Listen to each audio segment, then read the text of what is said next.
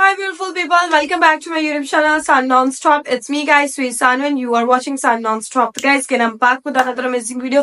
और आज की हमारी जो वीडियो एल्विश यादव अरेस्टेड, ठीक है, YouTuber Elvish Yadav arrested in snake venom, सांपों का जहर सेल करने में और उसके बाद ड्रग्स वगैरह के अंदर जो है वो एल्विश यादव को जो है वो अरेस्ट कर लिया गया। इस बात में कितनी है सच्चाई और क्या क्या इसके पीछे मुद्दा है वो सारा कुछ वीडियो के अंदर जाकर ही पता चलेगा। आप लोगों की क्या ओपिनियन है इसके बारे में, आप लोग क्या समझते हैं कि एल्विश यादव जो अरेस्ट हुए हैं ठीक हुआ है, वो मुलजिम है या मुजरिम है? मुलजिम इन सेंस के उन पे झूठा इल्जाम लगाया जा रहा है, मुजरिम इन सेंस के वो हाँ सच में जो है वो ये चीज करते हैं, तो अपना सिस्टम जो है वो सिस्टम चलाते हैं और अभी उनका सिस्टम जो है वो हैंग हुआ पड़ा है। तो आप इसके बारे में क्या करेंगे कमेंट बॉक्स के अंदर जरूर बताइएगा। जितने लोगों ने अब तक मेरे चैनल को सब्सक्राइब नहीं कर रखा, पहले फटाफट से जल्दी मेरे चैनल को कर दीजिएगा सब्सक्राइब, वीडियो कर दीजिएगा लाइक और शेयर। आप लोगों की बहुत ज्यादा मेहरबानी होगी और वीडियो को स्किप मत कीजिएगा। बहुत अच्छी बहुत इन्फॉर्मेटिव वीडियो जो है वो आज हम लोगों को देखने को और सुनने को मिलेगी। तो फटाफट से स्टार्ट करते हैं। लेट्स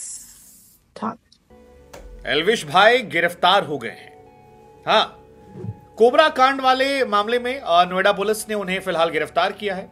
हालांकि 14 दिनों की जो ये न्यायिक हिरासत है, इससे ऐसा हो सकता है कि एल्विश बहुत ही जल्द जमानत लेकर बाहर आ जाए। लेकिन इस घटना ने एक बात साफ कर दिया और एक बहुत कड़वा सच सभी को समझ लेना चाहिए कि सिस्टम जो होता है वो किसी इंसान का नहीं होता है। एग्जैक्टली सिस्टम सरकारों का होता है और सरकार में बैठने वाले लोग जैसे जैसे बदलते हैं वैसे वैसे सिस्टम बदलता उस व्यक्ति को लेकर सिस्टम बदल जाता है। ये कहानी बहुत बहुत बहुत हार्श है, लेकिन ये सच है। याद कीजिए, एक जमाने में अमित शाह को जेल भेजाया गया, पी चिदम्बरम ने भेजा था। 100 दिन वो जेल में थे। बाद में अमित शाह आए, पी चिदम्बरम को 110 दिन जेल। हो सकता है ये केवल इत्तेफाक हो, लेकिन कांग्रेस ने लालू यादव को जेल भेजा। अलग अलग समय अलग अलग लोग अपनी जरूरत के हिसाब से पॉलिटिकल कनेक्शंस बनाते हैं और उन कनेक्शंस के बीच में अलग अलग समय कई बार मैसेजिंग के लिए या कई बार अलग तरीके से काम निकालने के लिए वो लोगों को अंदर बाहर करते रहते हैं। और सिस्टम की यही कहानी है। सिस्टम किसी भी एक व्यक्ति का नहीं होता और इस मामले में एल्विश की गिरफ्तारी जब हुई है तो ये काफी हद तक क्लियर है। एल्विश बीते कई दिनों से लगातार कंट्रोवर्सी में थे और लग रहा था कहीं ना कहीं कुछ ना कुछ होने वाला है। और यहां पर अब इस घटना में दो चीजें हो सकती है कि एक तो जो गिरफ्तारी हुई है उसमें पुलिस प्रशासन सरकार की नीयत क्या है। एल्विश के बीते कुछ समय जब विवाद बढ़ा था तो रैंडम सेना वाले विवाद में कई सारे ट्वीट वायरल हुए थे, जिसमें से एक ट्वीट मुझे दिखा था जब मुझे लगा था कि शायद अब सरकार थोड़ा हाथ खींच ले, जिसमें वो बीजेपी को लिखते हैं कि ये चूड़ियां आपके लिए। मैं ये नहीं कह रहा कि ये डायरेक्टली लिंक्ड है, बट सियासत में कई बार अप्रत्यक्ष तौर पर बहुत सारी चीजें होती हैं और सियासत में हर चीज से कुछ ना कुछ मायने होते हैं। हर वो खबर जो आपको दिख रही होती है उसके पीछे एक खबर होती है, हर बात के पीछे एक मैसेजिंग होती है और यही प्रक्रिया को सिस्टम वाली प्रक्रिया कहते हैं जो सरकारें चलाती रहती हैं। अलग अलग दौर में अलग अलग सरकारें, सबकी फंक्शनिंग जो है वो एक तरीके से होती है। मैं बार बार ये कहता हूं कि जब बीजेपी से पहले कांग्रेस थी तब भी अखिलेश यादव मायावती कहते थे कि कांग्रेस हमें कंट्रोल करती है, तब भी सुप्रीम कोर्ट सीबीआई कहती थी कि ये तोता है, और मौजूदा दौर में भी आरोप लगते हैं। ये सारी घटनाएं समझाती है कि सिस्टम एक तरीके से चलता है। चलाने वाले लोग जो हैं वो अलग अलग तरीके से आते हैं और फिर अलग अलग लोगों को अलग अलग समय शिकायत होती रहती है। लेकिन फिलहाल इस मामले में नोएडा पुलिस ने गिरफ्तार किया है और पार्टी में सांपों के जहर के इस्तेमाल के मामले को लेकर गिरफ्तार किया गया है। गिरफ्तारी के बाद उन्हें नोएडा के डिस्ट्रिक्ट अस्पताल में मेडिकल चेकअप के लाया गया। वहां उनका चेकअप हुआ। चेकअप के बाद उन्हें कोर्ट में पेश किया गया और फिर वहीं से उन्हें जेल भेज दिया गया।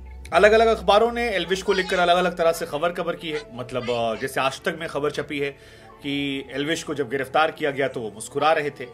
नवभारत टाइम्स में खबर छपी है कि एल्विश की जब गिरफ्तारी हुई या जब कोर्ट में उनके सामने रिमांड मजिस्ट्रेट के सामने पेशी हुई और जब ये आदेश आया तब उनके चेहरे के रंग उड़ गए थे, हवाइयां उड़ गई थी, उनकी आंखों में आंसू आ गए थे।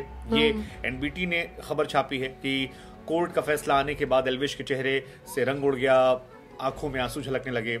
आज तक ने अलग तरीके से छापा है कि जब वो अरेस्ट किए गए, बाहर निकल रहे थे पुलिस वाले के साथ, तब वो मुस्कुरा रहे थे। हालांकि एक वीडियो भी वायरल हो रहा है जहां पर एल्विश से सवाल पूछा जा रहा है कि एल्विश आप कुछ कहना चाहेंगे, और एल्विश कुछ नहीं कहते। एलविश के साथ वाले जो लोग हैं वो कह रहे हैं कि जी गिरफ्तार नहीं किया गया है, पुलिस ने बुलाया था, पूछताछ था, बट कहानी है कि कोर्ट से ऑर्डर हुआ है और कोर्ट से ऑर्डर के बाद ले जाया गया। हो सकता है जेल की सलाखों के अंदर ना रखा गया हो, कई बार पुलिस वाले बाहर रखते हैं अगर आपका जुगाड़ अच्छा है, आपके हिसाब किताब अच्छा है। लेकिन जो बड़ी खबर आई है वो यही है कि रेव पार्टी में जहर सप्लाई के मामले में थाना सेक्टर 20 पुलिस ने उसे गिरफ्तार किया। आप में से जो लोग नहीं जानते उनको बता दें कि 8 नवंबर का यह मामला है। नोएडा पुलिस ने रेव पार्टी के मामले को लेकर एक एफआईआर दर्ज की थी सांपों के जहर को लेकर, और उसमें एलविश का भी नाम था। एलविश के जुड़े हुए ऐसा आरोप लगा था कि 5 लोग हैं, जिसमें राहुल, टीटू नाथ, जयकरण, नारायण, रविनाथ, इन तमाम लोगों को शामिल किया गया था और राहुल के पास से 20 ml का जहर जो था वो मिला था। हालांकि उस दिन जब ये मामला हाईलाइट हुआ था तब एलविश यादव ने इंस्टा पर एक पोस्ट किया था और उस पोस्ट में लिखा था कि मैं सुबह उठा, मैंने मीडिया में न्यूज देखी कि एलविश यादव जो है वो नशीले पदार्थ में शामिल हैं। उन्होंने कहा कि मीडिया जो है वो फर्जी बातें कर रही है, ये सारी फेक न्यूज है, अखबारों ने मेरी छवि खराब कर दी है, मेरा नाम खराब हो रहे हैं, इसमें किसी तरह की सच्चाई नहीं है। तमाम टीवी चैनल्स पर उन्होंने आरोप लगाए थे और उनके फैंस भी तमाम लोगों पर भड़क रहे थे जो इस तरह से एलविश को लेकर बात कर रहे थे।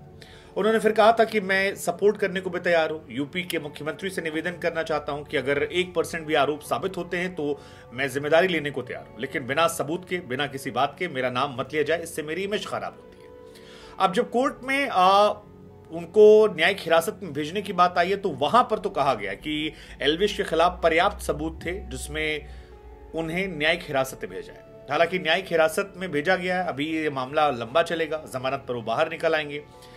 लेकिन फिर वही कहानी है कि ये मामला जो है पेचीदा है, सिस्टम की कहानी अंदर काफी गहरी हुई है और इसमें एलविश यादव बिग बॉस से फेमस हुए थे। हालांकि उसके पहले ही फेमस थे, लेकिन बिग बॉस से उनकी पॉपुलैरिटी जो है वो ज्यादा बड़ी हो गई थी और उसी के बाद 2-3 लगातार विवाद सामने आए। एक वो जयपुर वाला विवाद था, थप्पड़ वाला, एक ये सेक्टर 49 कोतवाली में जहरीले सांप वाला मामला था, एफआईआर, और कई और भी मामले आए थे। हाल फिलहाल में एक मैक्सटन वाला भी मामला था जो बाद में सुलह हो गया और अलग तरीके से मैनेज कर लिया गया। उधर मेनका गांधी ने इस मामले को लेकर नोएडा पुलिस को थैंक यू किया है और कहा कि हमने जो केस किया था वो वेनम पर आधारित था, आज वो सच साबित हो गया, हम जो कह रहे थे वो गलत नहीं था। ये सारी चीजें हैं, लेकिन इन सारी चीजों के पीछे न जाने मुझे क्यों लगता है कि हाल फिलहाल का जो विवाद है वो भी काफी इंपॉर्टेंट है। मतलब जितना पॉलिटिक्स को मैं समझता हूं, देखता हूं, जानता हूं, उसमें कहीं ना कहीं आता है कि यार हर चीज के पीछे कहानी होती है। बहुत सारे पुराने ट्वीट्स, एलविश का बदलता बदलाव, और क्योंकि एलविश की छवि शुरुआत में कट्टर हिंदूवादी लड़के के तौर पर थी, बाद में वो छवि पर काफी डेंट हुआ। हालांकि एलविश ने बाद में एक अपॉलजी वाला वीडियो डाला और कहा था कि जिनको उन्होंने हर्ट किया है उनसे अपॉलजी, और बहुत उसको अच्छे से उन्होंने समराइज करने की कोशिश की थी। लेकिन क्या आपको लगता है कि इस मामले में पॉलिटिकल एंगल है, ये जो विवाद हुआ था जहां पर बहुत सारे ट्वीट्स आए थे, या आप ये मानते हैं कि नहीं, ये पूरा ओरिजिनल मामला है वेनम वाला जिसमें उनकी अब गिरफ्तारी हो गई है? मेरे ख्याल से ये सारा जो है वो पॉलिटिकली तौर पर जो है ना गेम खेली जा रही है, ठीक है। पॉलिटिशियन की डर्टी गेम्स जो होती है ना, ये उनका जो है वो एक हिस्सा है। और आप लोगों की राय क्या है कि पॉलिटिकली इशू के तौर पर ये सारा कुछ हुआ है या कोई रियल में जो है वो एलविश जो है वो ये सारी चीजों के अंदर मुलव्वस है, ठीक है। और देखा जाए तो एलविश यादव स्टार्टिंग से ही जो है ना थोड़ा गुंडा टाइप, और उसके बाद सिस्टम और उसके बाद मैक्सट्रन के साथ लड़ाई, अभी ये पीछे फिर, और काफी जगहों के अंदर हम लोगों ने देखा, काफी चीजों के अंदर वो हमेशा जो है वो उनका नाम एफआईआर के अंदर ही दर्ज रहता है और फिर पैसे दे लेके छूट भी जाते हैं। तो गाइज आप लोगों का इसके बारे में क्या कहना, let me know in the comment section. Like, subscribe, share जरूर कीजिएगा। चलिए गाइस, मिलते हैं नेक्स्ट वीडियो के अंदर। Bye bye.